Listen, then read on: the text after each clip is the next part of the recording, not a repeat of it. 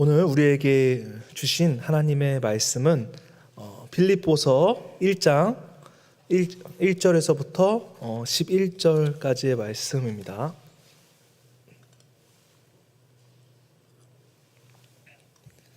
빌립보서 1장 1절에서부터 11절까지의 말씀을 제가 먼저 읽고 여러분들이 읽고 교독하도록 하겠습니다. 그리스도 예수의 종 바울과 디모데는 그리스도 예수 안에서 빌립보에 사는 모든 성도와 또한 감독들과 집사들에게 편지하노니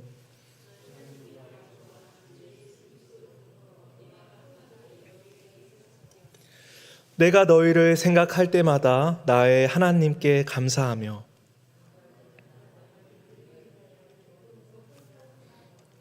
너희가 첫날부터 이제까지 복음을 위한 일에 참여하고 있기 때문이라.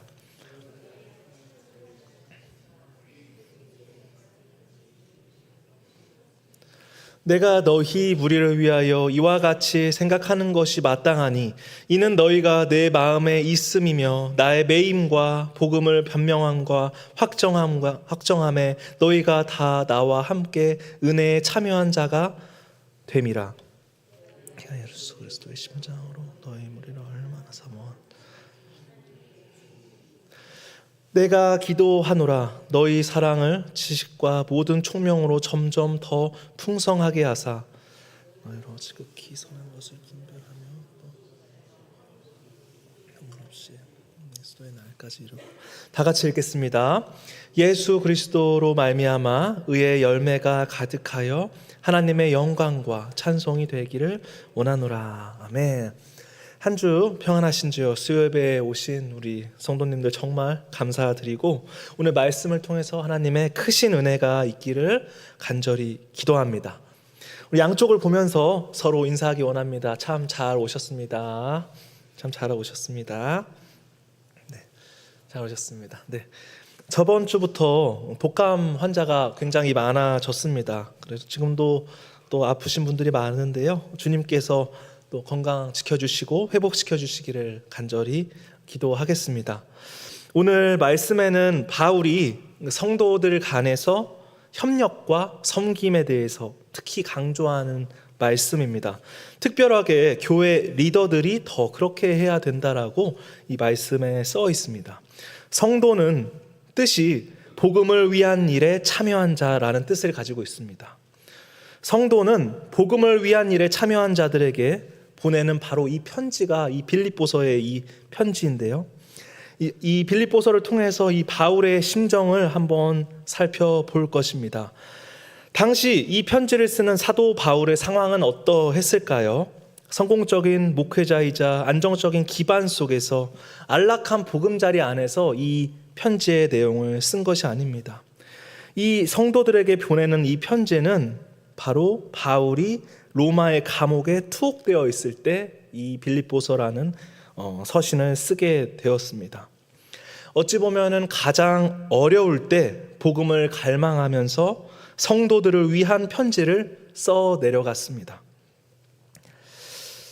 그는 죽음에 직면했었고 절망적인 상황이었습니다. 그런데 오히려 이 오늘 말씀의 서신을 통해서는 바울의 충고 속에는 솟아나는 기쁨과 소망이 가득합니다.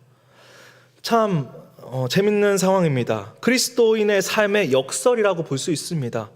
살아계신 예수 그리스도와 동행함으로 거듭나는 순간에 하나님의 거룩함을 도리어 보게 되고 내가 가지고 있는 힘듦과 고난에 집중하는 것이 아니라 스스로의 부족함을 살피게 됩니다. 내 심령은 가난해지고 예수 그리스도만이 나의 필요가 되는 상황이 바로 이 바울의 상황인 것입니다. 외부의 상황 때문에 감옥에 있다고 해서 사업이 어렵다고 해서 내 물질적 상황이 어렵다고 해서 절망하는 것이 아니라 나를 필요를 채우시는 예수 그리스도를 볼 수 있기 때문에 슬픔이 기쁨이 되는 것, 이것이 바로 바울의 삶이었고 그리스도인의 삶의 역설이라고 말할 수 있습니다. 이런 상황 가운데 성도들을 위한 기도가 가능했던 것은 예수 그리스도께서 그 상황 가운데 주관하고 계시고 개입하고 계셨기 때문이라는 것입니다. 당시 빌립보 교회는 바울이 제2차 전도 여행 중에서 세운 교회였습니다. 그러나 그가 이 교회에서 오랫동안 사역을 하고 오랫동안 공을 들인 것이 아니라 잠깐 교회에 머물고 그리고 그 교회를 떠났습니다. 그런데도 불구하고 이 빌립보 교회의 성도들은 전적으로 바울을 신뢰하였고 견고한 관계를 유지하였다라고 이야기합니다. 또한 잠깐 머물렀는데도 불구하고 바울의 전도 사역을 위해서 중보하였고 꾸준히 물질로 후원했다라고 말씀에 써 있습니다. 바울은 온 마음을 다해서 이 빌립보 교회를 향한 기도를 할 수밖에 없었습니다. 더 잘해주고 싶고 더 있고 싶고 더 빌립보 교회에서 그 멋진 사역을 하고 싶었을 텐데 지금은 내가 감옥에 있으니까 그런 상황 가운데 있는 걸 또 성도들이 알아주니까 후원해 주니까 얼마나 감사한 마음으로 이 편지를 썼을지 짐작이 됩니다. 바울은 빌립보서 1장 1절의 말씀을 한번 다 같이 한번 읽어보도록 할까요? 한번 1절 읽어보도록 하겠습니다. 시작.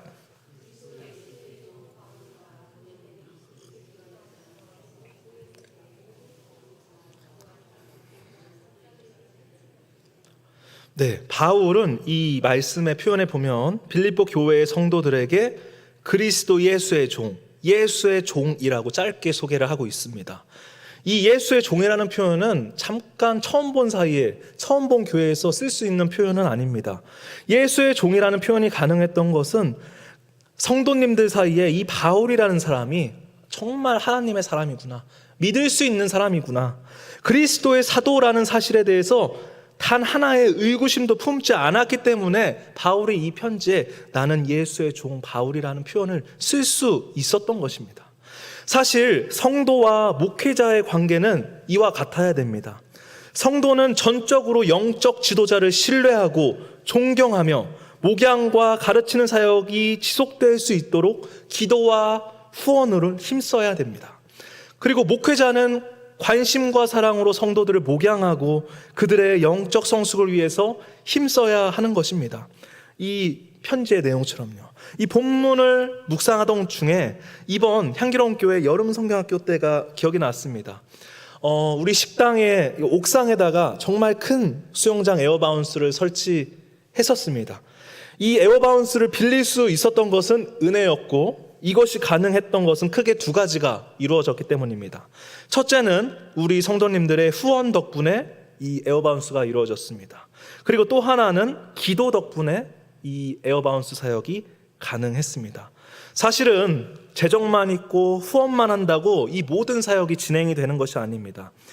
예전에 제가 유초등부를 또 할 때 과거에 있던 교회에서 크게 수영장 에어바운스를 빌리려고 시도를 했습니다. 거의 계약 직전까지 갔지만은 코로나 환자가 다시 터지고 막 선생님들끼리 의견이 갈라지게 되자 결국에는 실패해버리고 에어바운스를 설치를 못했습니다. 후원과 재정이 분명히 있었는데 충분했는데도 불구하고 기도가 부족했었을까요? 하나님이 때를 주시지 않자 이 사역이 진행이 되지 않았습니다. 저는 향기로운 교회에서 행해지는 모든 사역이 성도와 우리 목회자와의 관계가 건강하기 때문에 그리고 하나님이 때를 주셨기 때문에 가능하다고 생각하고 있습니다. 이는 예수님과 우리와의 관계도 마찬가지입니다. 한편 또 지금 당장에 행해지지 않는 일에 대해서 이거 정말 안 됩니다 라는 것에 대해서도 크게 걱정하지 않으셔도 됩니다. 교회에 이것이 필요하고 저것이 필요한데 도대체 시기와 재정을 주시지 않는다면 이 역시 행해지지 않는 부분을 하나님께서 우리를 알게끔 하시는 과정이고 또 우리의 부족함을 생각하게 하는 성찰의 시간이고 또 기도할 것이 늘어나는 감사한 일이라고 볼 수 있는 것입니다.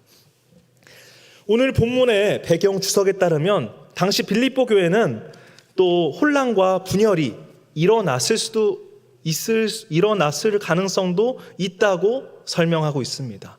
그렇다면 이 교회의 혼란스러운 상황 속에서 영적 지도자였던 바울은 그들에게 보낸 편지는 관계 회복이었을 것입니다. 교회가 회복되기를 간절히 기도했을 것입니다.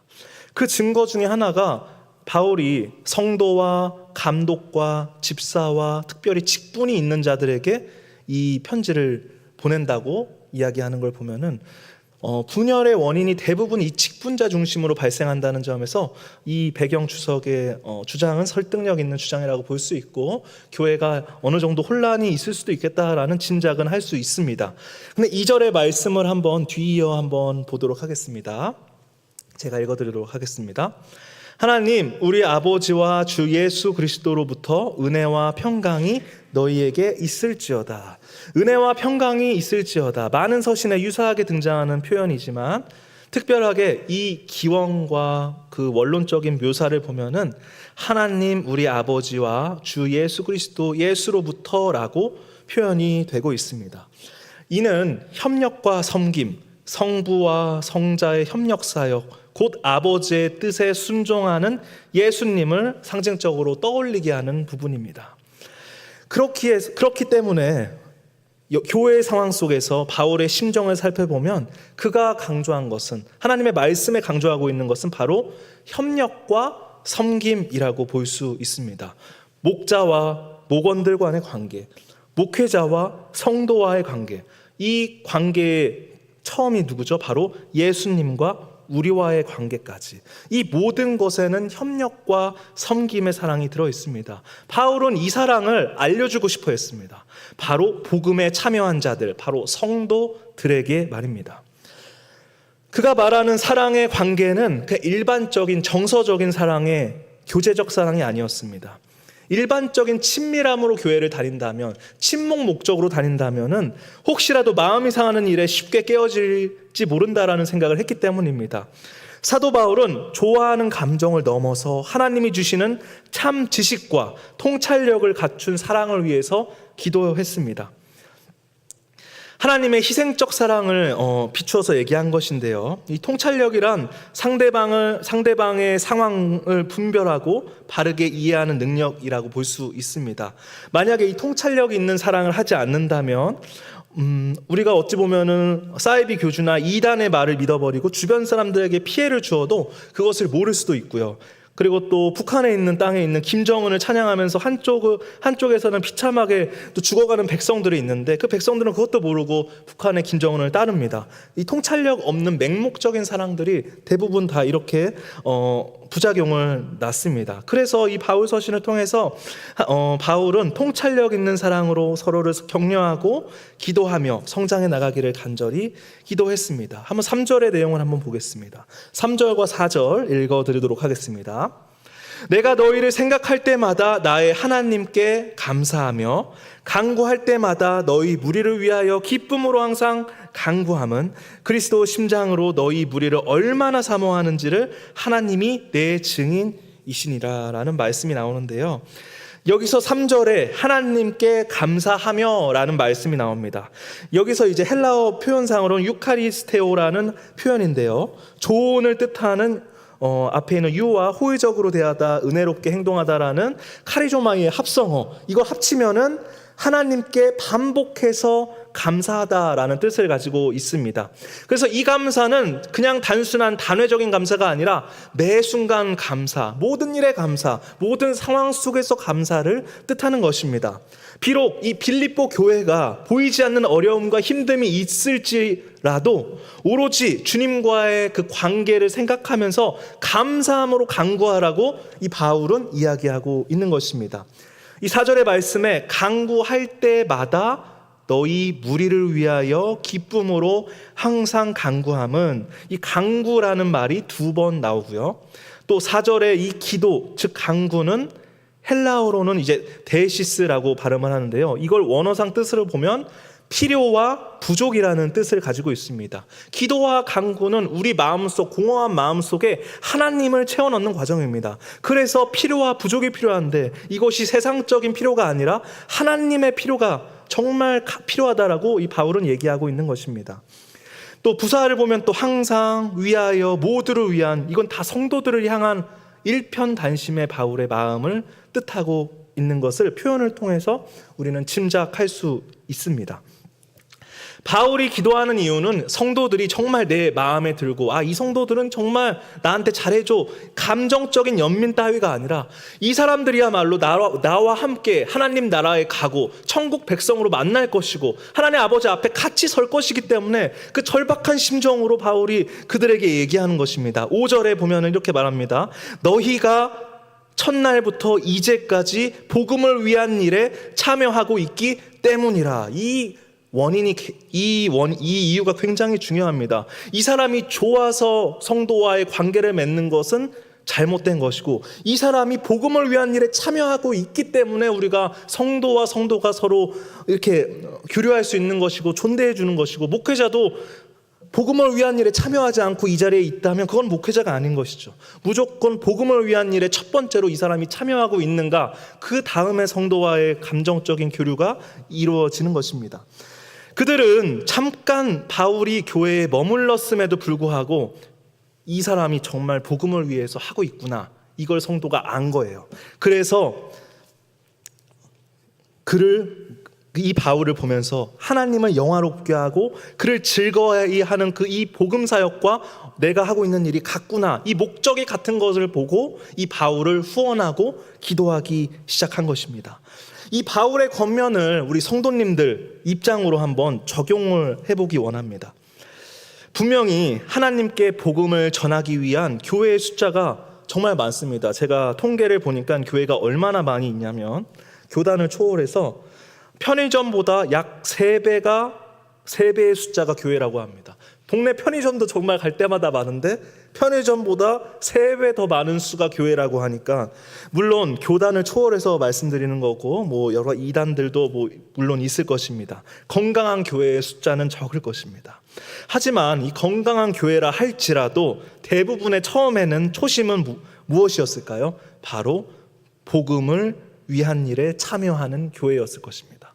복음을 위한 일에 참여하는 일에 그 목적을 같이 한 교회들이었을 것입니다. 그런데 시간이 지나고 악이 고개를 들기 시작을 했습니다. 그래서 이 수많은 교회, 이 편의점보다 많은 이 교회들이, 이 교회 안에 성도님들이 교회가 마음에 안 든다고 떠난 사람, 감정적으로 기분이 상해서 멀어진 관계, 성도들 한번 생각해 보십시오. 또 정치적으로 편가르는 성도들 한번 생각해 보십시오. 우리가 어찌해야 합니까? 이 성도님들을 제가 이 사람들을 멀리해야 됩니다, 이렇게 이야기하는 것이 아니라, 제가 말씀드리는 것은 이단 정죄에 대한 이야기가 아니라 오늘 말씀에 비추어 보아서 아주 조금이라도 이 사람들이 복음을 위해서 달려왔던 사람들이라면, 처음에 분명히 복음을 위해서 달려온 분들이었을 텐데, 아무리 떠난 사람이라도 우리는 협력과 섬김으로 마무리를 지어야 됨을 적용해야 된다라는 것입니다. 왜요? 감정적으로 서운하고 분하지만 그리스도인의 삶의 목표는 바로 하나님의 영광을 드러내는 것이 주 목적입니다. 우리 교회는 상처받고 모욕당할지 모르나 그 관계를 유지하기 위해서 노력해야 한다는 것입니다. 바울도 아주 잠깐 교회에 머물다가 갔습니다. 얼마나 서운한 성도님들이 많았을까요? 조금만 더 교회에 있어주면, 우리 교회가 조금만 더 있어주시면 좋겠습니다. 근데 떠남에도 불구하고 그 성도님들은 협력과 섬김으로 그 관계를 유지해 나갔습니다.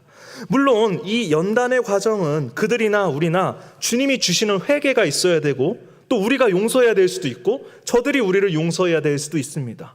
용기가 필요할지 모릅니다. 하지만 6절의 말씀에 한번 이렇게 보면은 이렇게 표현합니다. 제가 읽어드릴게요. 너희 안에서 착한 일을 시작하신 이가 그리스도 예수의 날까지 이루실 줄을 우리는 확신하노라. 위와 같은 성도들의 협력과 섬김의 관계 속에서 하나님이 계신다라고 얘기합니다. 대부분의 협력이 없는 공간 안에서는 하나님이 없는 줄 알아요. 하지만 협력이 없는 그 공간 안에서도 하나님은 살아계시고 함께하고 계십니다. 그래서 우리는 긴장해서 그 관계의 끈을 이어나가야 되고, 끊어질만 하면 우리가 먼저 가서 미안하다고, 우리가 먼저 가서 용서해주고, 우리가 먼저 가서 손을 내밀어야지만 그 관계가 이어질 수 있는 것입니다. 마치 바울과 이 빌립보 교회의 이 관계처럼요. 이 모든 것은 하나님이 처음부터 이 일을 시작하셨기 때문에 바울은 복음을 위한 그들의 협력을 어떻게 표현하죠? 바로 착한 일이라고 표현합니다. 착한 일. 협력이 착한 일이래요. 내가 무언가를 더 누군가를 주고 아니면 내가 가진 걸 나눠서 이것보다 더 중요한 착한 일이 바로 복음을 위한 그들의 협력. 그게 바로 착한 일이라고 오늘 말씀에 써 있습니다. 그리고 이 일을 시작하신 분은 바로 살아계신 하나님이시고 지금까지 유지되었고 예수님이 다시 오실 때까지 완성하실 것임을 6절의 말씀을 통해서 알 수 있습니다. 바울은 자신의 기쁨으로 간구한 이유를 통해서 이 편지를 받는 모든 성도들에게 복음을 위해 협력했던 모든 일이 하나님이 시작하신 착한 일이고 하나님이 마침내 이루시라라는 확신을 심어주기를 간절히 기도했고 간구했습니다.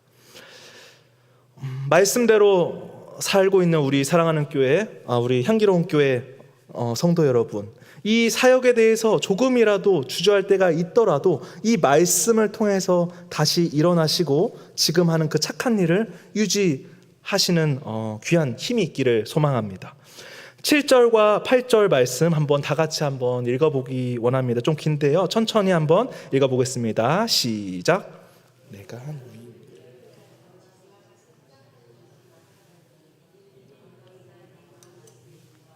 나의 매임과 복음을 변명함과 정함에 너희가 다 나와 함께 참여한 자가 됨이라. 내가 예수 그리스도의 심장으로 너희 무리를 얼마나 사모하는지 하나님이 내 증인이시라. 네, 바울의 그 마음이 정말 그 간절한 마음이 느껴지는 편지입니다. 이 7절의 표현을 보면 너희가 내 마음에 있으며, 바울은 이 성도들을 마음속에 품고 있습니다. 그리고 그리스도의 심정으로 성도들에게 간절한 마음으로 간구하고 있습니다. 근데 이 7절에 보면 또 스스로의 상황이 또 나옵니다. 7절에 나의 매임이라는 표현이 나오는데요. 나의 매임. 이거는 바울이 당한 고난입니다. 바로 옥에 갇히는데도 불구하고 함께 기도해 주었기 때문입니다. 또 복음을 변명함과 확정함에 참여했기 때문이라고 또 이 표현을 통해서 알 수 있는데요. 바울이 갇힌 옥은 현실로 비유하면 현실의 굴레, 짐이라고 볼 수 있습니다. 바울은 갇히고 싶어서 갇힌 고난이 아니라 오로지 하나님의 복음을 전하기 위해서 갇힌 또 스스로 자처한 고난입니다. 하지만 현실은 정말 힘들고 고통스러웠지만 이 모든 것의 원인을 하나님으로 돌렸고 하나님의 은혜로 여겼습니다. 모든 것을 하나님의 은혜다. 내가 가진 고난도 하나님의 은혜고 내가 지금 누리고 있는 이 상황도 하나님의 은혜이다 라고 마음속으로 여긴 것이죠. 이것은 세상 사람들이 말하는 합리화하고는 다릅니다. 자기 합리화는 어찌 보면 내가 편하기 위해서 하는 합리화지만 이 바울이 하는 이 마음속의 결심은 그리스도인의 역설이죠. 우리가 고통스럽고 어렵지만 이 모든 것이 하나님의 뜻이고 하나님의 은혜라고 여기는 것입니다. 그리고 성도들에게 간절히 얘기합니다. 너희가 다 나와 함께 은혜에 참여한 자가 됨이라. 그리고 8절에 내가 예수 그리스도의 심장으로 너희 무리를 얼마나 사모하는지라고 말씀합니다. 여기서 심장은 사람의 내장을 뜻하는 스플랑크논이라는 뜻인데요. 이거는 비유적으로 감정이나 마음을 뜻합니다. 여기서 애정이나 강렬한 사랑, 깊은 열망이라는 뜻을 가지고 있는데 여기서 동사가 붙으면서 정말 심장을 다해서 뜨겁게 갈망하다, 뜨겁게 하나님을 사모하다라는 뜻으로 오늘 말씀에 쓰이고 있습니다. 그리스도의 마음을 품은 바울은 성도들에게 정말 열정적으로 좀 갈망하고 사랑하는 마음을 보여주고 있습니다. 우리 향기로운 교회 성도님들에게 묻습니다. 예수 그리스도의 마음을 품고 살아가고 있습니까? 또 지금 멀리 떨어져 있는, 지금은 교회 나오지 않는 그 사람을 생각하면서 또 그들을 향해서 혹시 관계를 끊어버리고 더 이상 협력과 섬김을 안 하고 우리 아는 사이끼리만 협력과 섬김을 합시다라는 마음을 가졌었다면 오늘 말씀을 통해서라도 관계가 끊어진 동역자를 생각하면서 그들을 향한 그리움을 표현하시기 바랍니다. 이 그리스도의 마음은 예수님이 교회를 사랑하신 그 사랑과 같다고 볼 수 있습니다. 이 사랑을 품은 우리 향기로운 교회가 되기를 소망합니다. 9절과 11절의 말씀 제가 읽어드리도록 하겠습니다. 내가 기도하노라 너희 사랑을 지식과 모든 총명으로 점점 더 풍성하게 하사 너희로 지극히 선한 것을 분별하며 또 진실하여 허물 없이 그리스도의 날까지 이르고 예수 그리스도로 말미암아 의의 열매가 가득하여 하나님의 영광과 찬송이 되기를 원하노라. 아멘. 바울은 빌립보 성도들에게 이제는 지식과 총명이 날로 더 풍성해지기를 기도했습니다. 또 10절의 말씀처럼 지극히 선한 것을 분별해야 됩니다. 그러면서 우리의 고백과 나눔의 진실함이 넘치면서 또 허물 없이 그리스도의 날까지 순결하기를 기도해야 합니다. 또 11절의 말씀에 보면 성도의 삶에는 의의 열매가 가득하여 이것이 영광이고 찬송이 되어야 된다라고 말합니다. 바울이 우리 성도들에게 바란 것은 막연한 사랑이 아니라 바로 하나님 아버지 앞에서 성장해 나가는 그 모습, 바로 영적 성숙을 간절히 바라고 있었습니다. 우리가 주일에 항상 우리 목사님 말씀을 통해서 그리고 또 훈련을 통해서 하는 이 모든 과정이 바로 영적 성숙을 위해서 간절한 그 마음으로 바울이 그것을 바라고 있던 것입니다. 그 진심이 성도들은 믿음과 헌신으로 반응했고, 목사님이 하자고 하면 그 진심이 전해져서 성도들은 믿음과 헌신으로 뒤따랐습니다. 협력과 섬김, 이 아름다운 동역이 이 편지 가운데 또 이 사역 현장 가운데 일어난 것입니다. 마치 부모가 자녀를 키울 때 그냥 막연하게 사랑만 주면은 안 되는 것처럼 우리 자녀가 육적으로도 그리고 또 영적으로도 성장하기를 간절히 원하면서 나중에는 이 하나님 나라, 이 세상에서 독립하여서 가능하면 하나님의 말씀으로 덕이 되는 삶이 될 수 있게끔 성숙한 삶을 살기를 바랍니다. 우리 아버지이신 하나님도 똑같은 마음을 가지고 있습니다. 우리 성도님들이 이 세상에 미움과 어려움을 당하는 거, 그거를 바라신 것이 아니라 미움과 어려움 속에서라도 영적 성숙을 하여서, 영적 성장을 하여서 단단해져서 이 세상에서 본이 될 수 있는 리더자로, 그 직분자로 세워지기를 간절히 바라고 있는 것입니다. 오늘 바울과 성도들과의 관계를 우리가 곰곰이 생각하면서 아름다운 이 동역의 관계가 우리 향기로운 교회에 굳게 세워지기를 소망합니다. 마지막으로 하나님과 우리와의 협력과 섬김의 관계도 항상 기억하면서 내가 하나님과 협력과 섬김의 관계가 있는지도 꼭 점검해 보시고, 주님은 지금도 하나님 우편에서 우리를 위해서 기도하고 계십니다. 우리가 자녀를 위해 기도하는 것, 우리가 다른 성도님들의 기도 제목을 위해 기도하는 것, 우리가 예배를 위해 기도하는 것, 교회를 위해 기도하는 이 모든 중보는 바로 살아계신 하나님의 아들이신 예수 그리스도의 기도의 본을 우리가 따르는 것임을 우리가 믿으시기 바랍니다. 이 본을 따르는 중보 기도를 통해서 하나님과의 아름다운 동역의 관계를 보여주는 우리 향기로운 교회 성도님들이 되기를 간절히 소망합니다. 우리 성도님들과 또 저와도 그렇고 또 많은 성도님들과의 동역의 관계가 훗날 하나님 아버지 앞에서는 귀한 간증의 스케치가 될 것이라고 믿습니다. 바울이 빌립보 성도들의 관계처럼 처지는 각자 달라도 지금 함께하는 성도님들 소중하게 여기시고 성도들과 함께 하나님께 감사를 올리면서 서로를 위해 기도하고 축복하는 공동체로 세워지기를 소망합니다. 기도하시겠습니다.